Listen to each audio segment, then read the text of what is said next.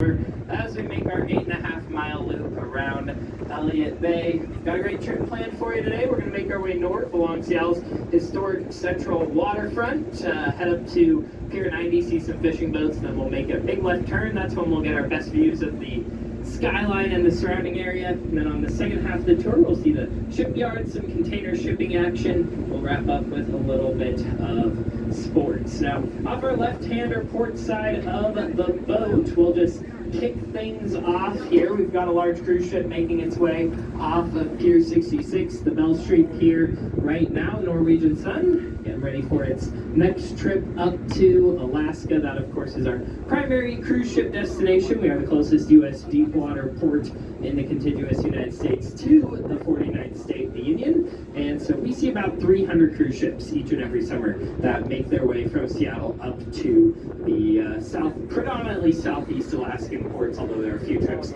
that'll go as far as pretty close to Anchorage. The Norwegian Sun, good example of one of the mid-sized ships that calls port in the city, and they showed up right around 5, 6 in the morning, and so they're allowed about 12 hours here in port. So they're now getting off the dock and making their way up. Before we get too far, I will just quickly let you know a little bit more about myself. I grew up here in the Seattle area, spent the first 18 years of my life here. Took a quick trip down to Arizona for 4.5 years for college. And I was long enough to realize I really didn't like the sun too much. So I went back down here to the Seattle area, and coincidentally, I now stand in the sunshine showing the beautiful city that is Seattle. Definitely got a lot of fun stories to share along the way. First of all, we start here on the waterfront. The first thing I like to point out is the Seattle Aquarium ahead of us. This is the green pier with the white trim around windows. It exists for around 194 research, education, rehabilitation, some of those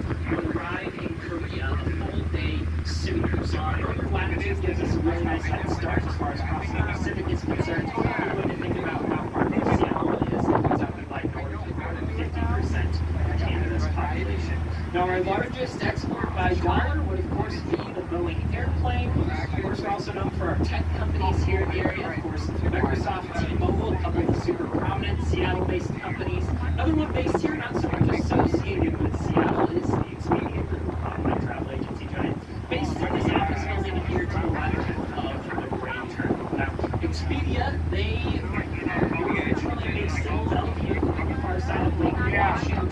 They bought this building in 2017 in their new headquarters. They wanted to make it their own, so they did a major renovation about 2.5 years, proudly opened to their employees the second week of March 2020. Their Tuesday came along, and we got one day in the office that has been corroborated by various Expedia employees who've been developed over the years, and then they all got to move into their living rooms for the next couple of years, and now they've just about all moved back into the office. Now, just past Expedia, we can see a great example of the industry that's been around town the longest. Of course, it's a fishing industry here in Smith Cove since 1991. Once the largest piers on the planet, you can see prominently displayed the Arctic Fjord. Now, the Arctic Fjord, the famous headquarters of the Pacific Fishing League, which is largely based here in Seattle, up at the north end of the city, up in Ballard, along the Lake Washington Ship Canal. Ballard certainly one of our very best neighborhoods in the city. A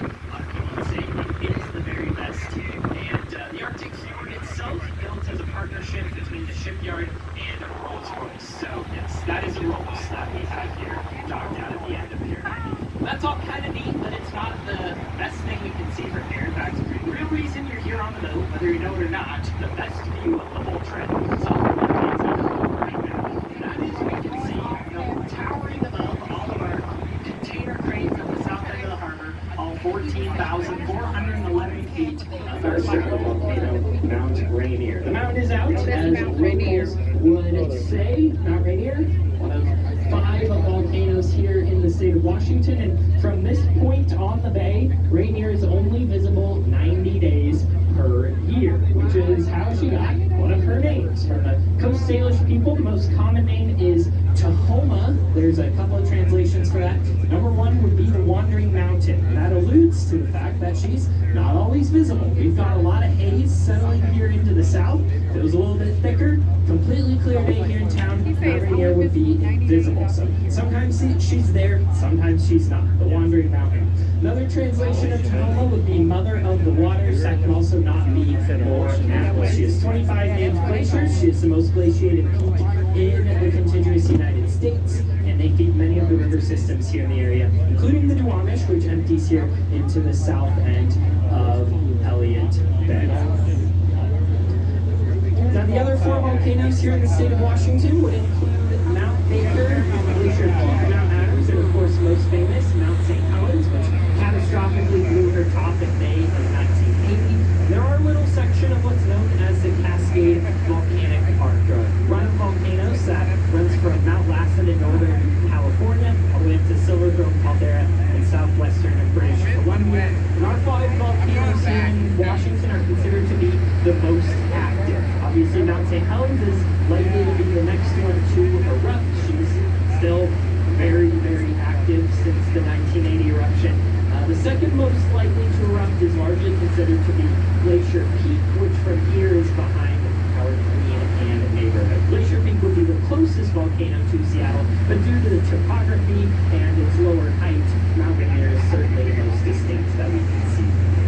Mount Rainier, of course, is the tallest in the Cascade Range.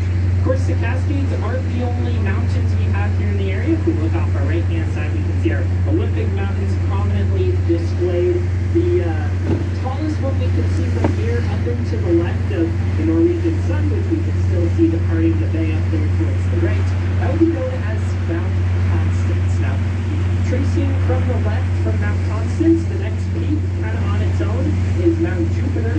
And keep tracking to the left, looks like a volcano missing its top third. That is not Mount St. Helens. That's 2 peaks right next to each other. They are called the Brothers. Then the last peak all the way to the left is known as Mount Eleanor. Now, it just so happens the man responsible for naming these mountains, George Davidson,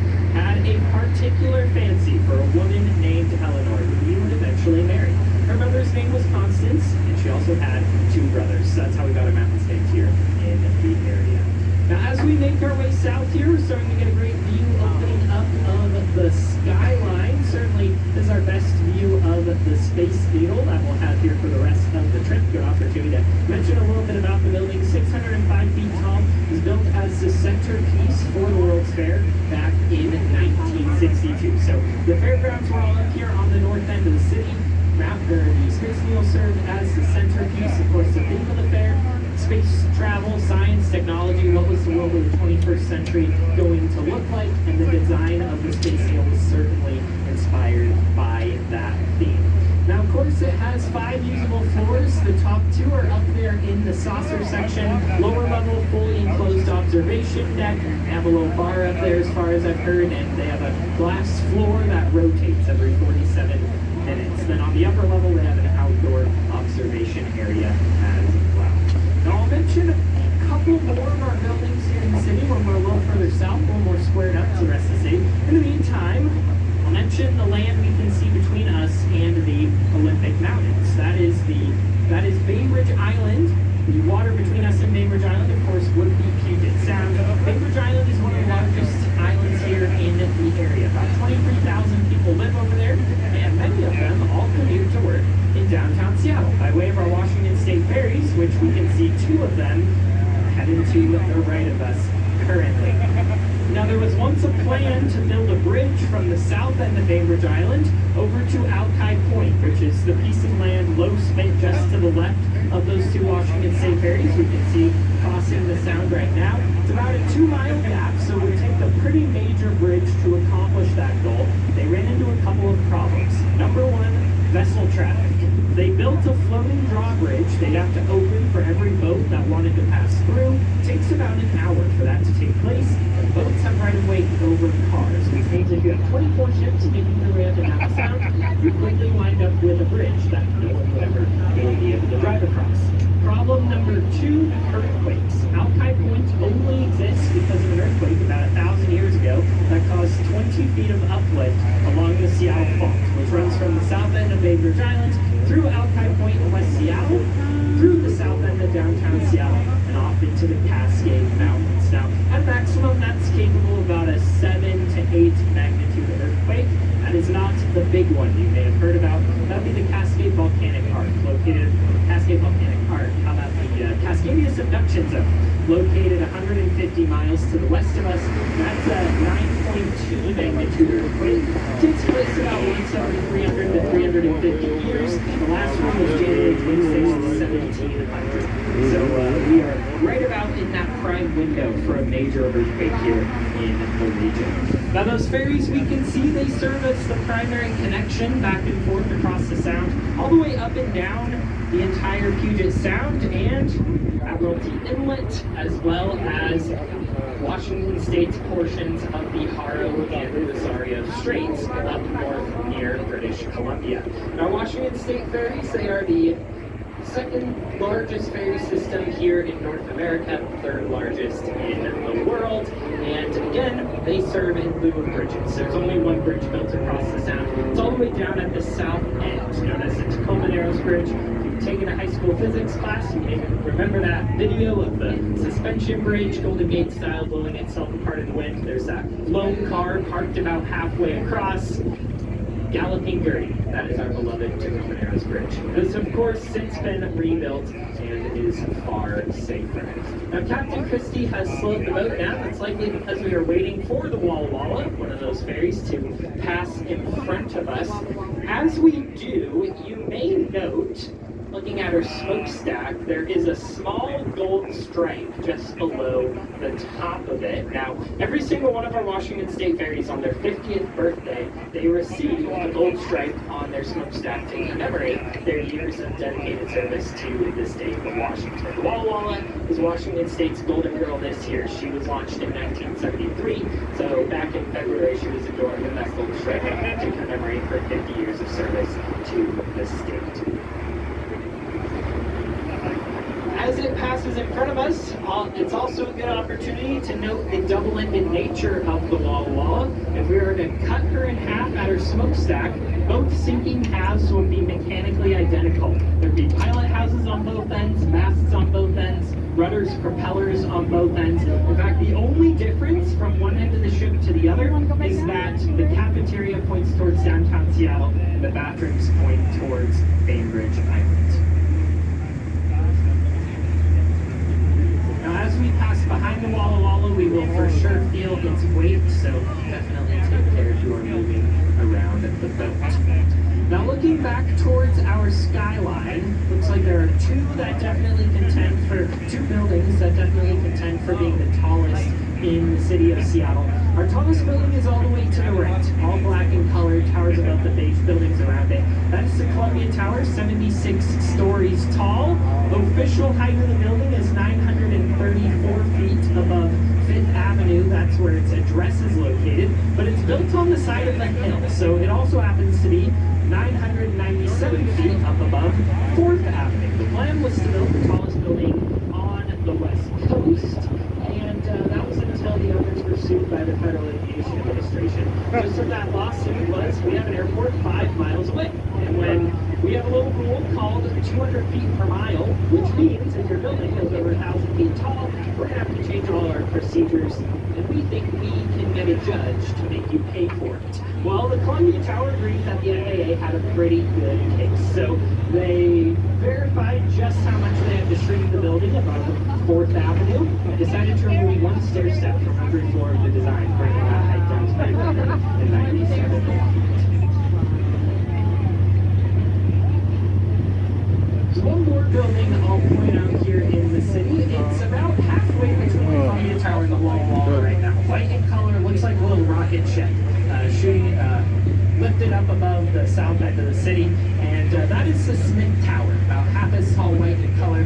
Smith Tower doesn't look like a whole lot today, but when it was built in 1914, it's the tallest building west of the Mississippi River. And it remained the tallest building here in Seattle until the completion of Space Needle in 1962. So a good way of kind of picturing the rapid growth of the city with the World's Fair as well as the tech boom. You can think of everything higher than Smith Tower has been built in the last 61 years.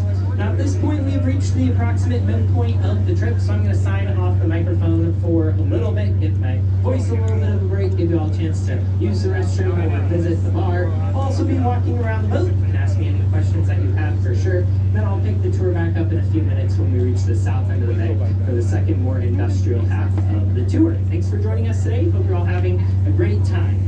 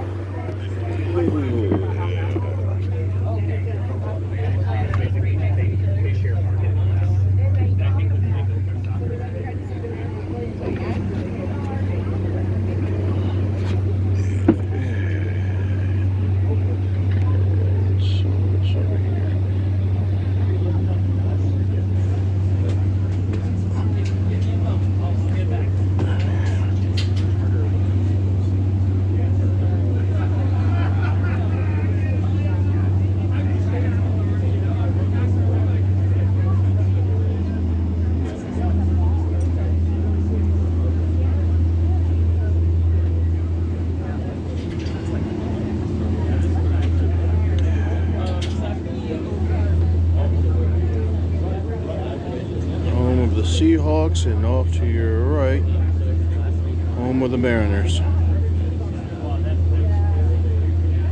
That close to each other.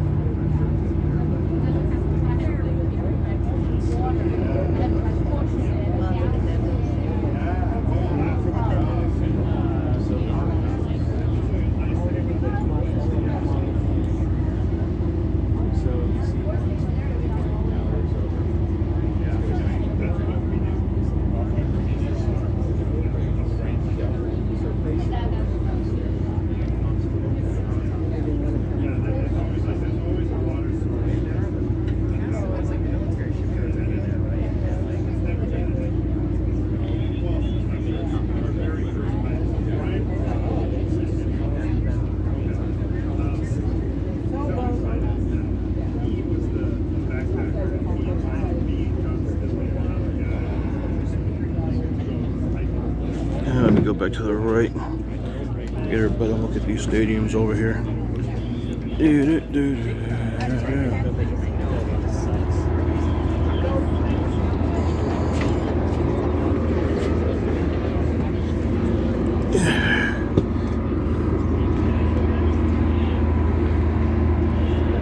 Alright, so we have reached the south end of the bay here. Off our right hand side, we can see the bigger industrial shipyards. We have 3 dry docks here, 2 of which are occupied for us. Can't really see the ship in the first one. The ship that's underneath all of that tarping is the MV Telecom, another one of our Washington State ferries, built in 1959. She's the oldest member of the fleet at this point. The goal is to retire every one of our ferries at 60 years of age, but Telecom is still clicking along well past that age at this point. She's currently getting repainted, so they have all that tarping up to protect the water. They're doing needle gunning, sandblasting to prepare the ship for painting. Then they're spraying paint onto the ship, so in order to help protect the environment, they have all that tarping up to contain everything. And the second dry dock is the number 53 USS John Paul Jones, an Arleigh Burke-class destroyer built in Bath, Maine. She is the 3rd member of the class. Namesake for the ship, John Paul Jones himself, one of the founding fathers of the United States Navy. He was a captain during the Revolutionary War, fighting over in the British Isles, hostile territory. At one point, he lost his flag. Now, if you're operating a warship without a flag in the 1700s, that makes you a pirate. And pirates weren't treated particularly well back then. So he quickly called port in Holland, which was, of course, neutral. And he had the Dutch fashion a new flag for him based on his description of what an American flag should look like. And what they came up with was a little interesting. In addition to the red and white stripes, it also had blue stripes, and it had 6 pointed stars instead of the normal 5. We are getting rocked around, of course. We are a boat.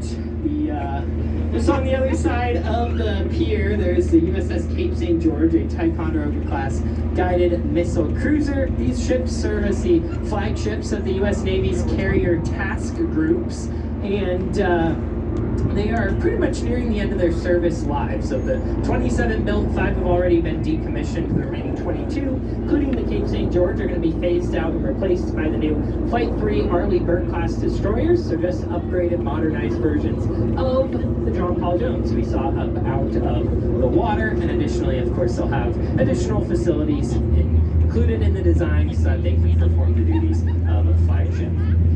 Just to the left of the Cape St. George, there's a large barge tied up to the pier. This is what we call an articulated tugging barge. You can think of that as the trailer of an 18-wheeler on the highway. So a barge is a boat without its own propeller. That barge in particular has a tugboat designed specifically to clamp into the back of it. Then they can operate as a single vessel. It's a good way to get around crewing requirements of oil tankers. A barge like that can carry probably around 6 or so million gallons of fuel fully loaded. Now another barge we get to see here on our trip is this large green and yellow one. So you can see there's only cargo up on top of the barge, up on top of those tall black struts. Down below, they load train cars onto the barge. This is what we call a rail barge, and they'll take the cargo, the train cars, and all the trucks, construction equipment up there, a couple of trailers as well. Take it all up to Alaska and offload it. There aren't really any good railroads or efficient roads going up to the 49th state, so the best way to reach it is by boat. In fact, the state capital and many other towns can only be reached by seaplane or by boat. Seaplanes are really good at carrying a tiny amount of stuff very quickly. Everything else a barge is simply more practical.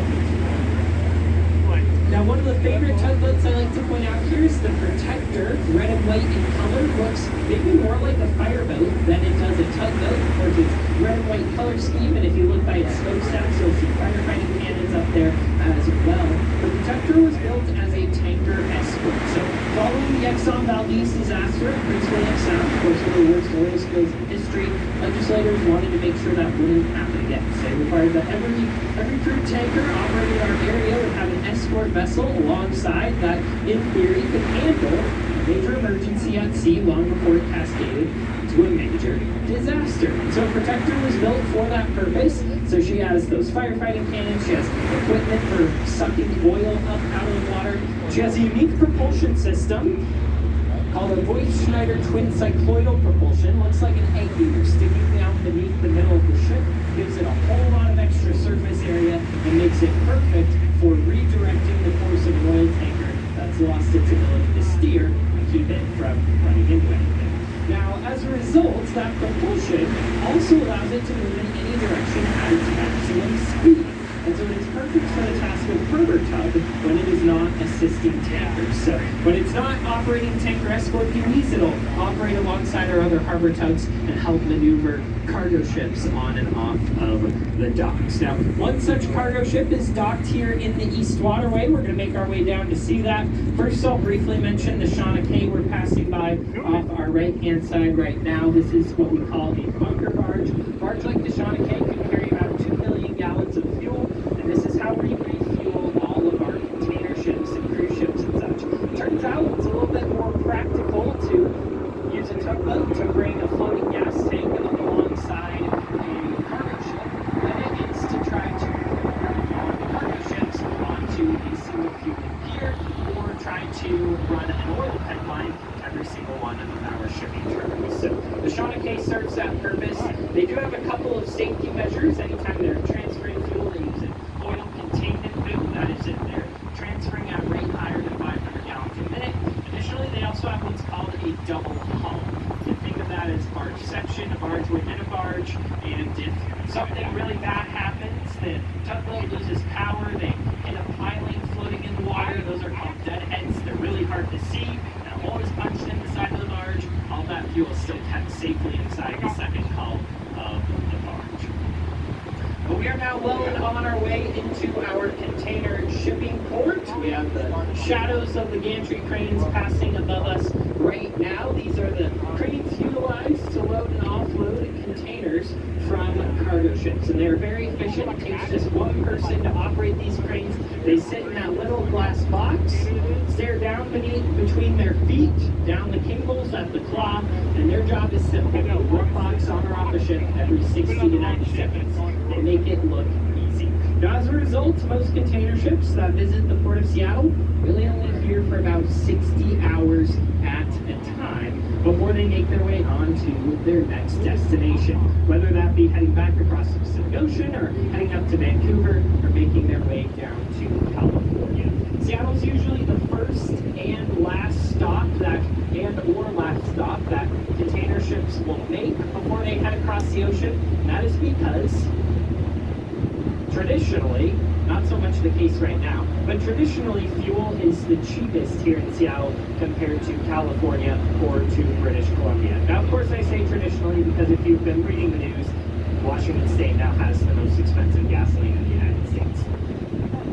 Up ahead of us and to the right, we can see the Orsby Chief. This is what we would call a self-unloader. So they have cranes on deck as well, so they can visit a lot of smaller ports that don't necessarily have the gantry crane infrastructure set up on the piers. Now, a cargo ship like this can probably carry about 2,000 containers at its maximum capacity. Now, there's no point in counting, of course, this container ship is nowhere near full, and depending on the ship, usually anywhere from about 55 to 65% of the capacity is stored down in the hold of the ship, where we wouldn't be able to see it anyway. Now, another good way of telling how full a ship is, whether they're a container ship or a bulk carrier, is the two colors of paint on the side of the ship. Every single cargo ship has at least two colors of paint. The lower color is almost always red, and the upper color is whatever the shipping line decides they want to paint their ships in. Now, red paint is common on the bottom because the materials that make it up happen to be really good at fending off marine growth, barnacles, seaweed, mussels, that sort of thing. All things that would slow the ship down, make it burn more fuel, as well as increase the maintenance costs. So red is the preferred color on the bottom. The reason for the multiple colors comes down to some high seas insurance fraud we had going on, where shipping lines were intentionally overloading their ships. The goal being, if they made it to their destination, they'd make more money. And if they didn't make it to their destination, their insurance company would buy them a new ship. Insurance companies didn't love that, so they lobbied British Parliament, and Parliament created what was known as the Plimsoll line. Now, the official markings for the Plimsoll line look like a little line with a semicircle running through it. You can see it about midship on this container ship, but it just about lines up with the barrier between the red and the black paint, or any other color of paint depending on the ship. And every cargo ship has it. Kind of a useless piece of information, but it gives you some context as to why cargo ships look the way that they do.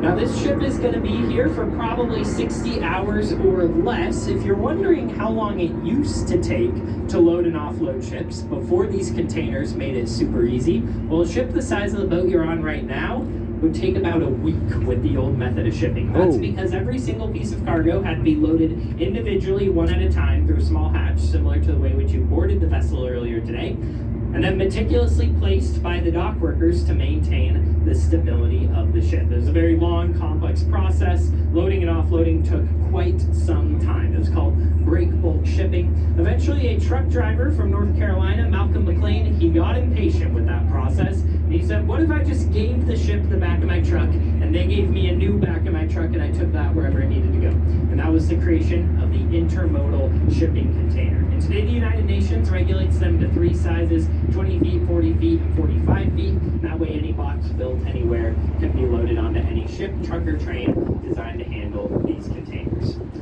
Off our right-hand side, I like to point out this brick building with a clock tower, familiar pair of green eyes, and an American flag. Those are the eyes of the Starbucks siren singing to all of you to buy a cup of her coffee tomorrow morning. That is the world headquarters of our local mom and pop coffee chain. Of course, they started out as a coffee roastery in the Pike Place market. Once until Howard Schultz bought the company, he shared with investors his dream of bringing the Italian-style cappuccino shop to America. And at least one of those investors said, Howard, you're crazy. Nobody on the planet's going to pay $4 for a cup of coffee. That is absolutely ridiculous. Well, that investor missed out, and Howard's dream took off. The company has since joined the ranks as one of Seattle's many local corporations. And while you're here in Seattle, you probably want to grab a cup of Starbucks. Started here, but here's one little warning I'll tell you, and that is the line at the store in the Pike Place Market is super easy to find. It's the 3-block long line. I'll run into that line. Is the oldest Starbucks store on the planet. Notice I said oldest, not original. The original one burned down, so the oldest currently operating is there in the Pike Place Market. And frankly, it is a great example of Starbucks' business model. What do they do better than nearly every other company around the world? Consistency. You know exactly what that iced latte is going to taste like before you take your first sip. So here's what I recommend. You don't need to stand in that line. The place to get your cup of Starbucks is on Capitol Hill. There you will find what's called the Starbucks Reserve. They do a lot of roasting on site. You can buy a lot of different coffees. You go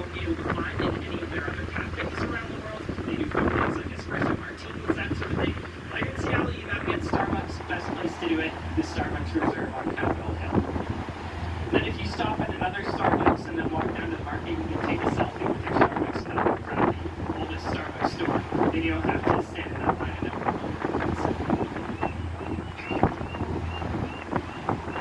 up ahead and to the right of us, we've got some gray concrete buildings. These are part of our Coast Guard station here in Seattle. They run the BTS for the area, the vessel traffic system. Essentially, when we depart on each and every one of our trips, Captain Christie calls them. They respond with all of the traffic that we might encounter while we are on our harbor tour. Not only Captain Christie has a really good idea in her mind ahead of time of what to expect, and then we can act in the most efficient and safe way possible for everybody out here on our waterways. Now, they also have a couple ships docked here. There's one active ship. It's the Alert, which is currently closest to us in being a class cutter.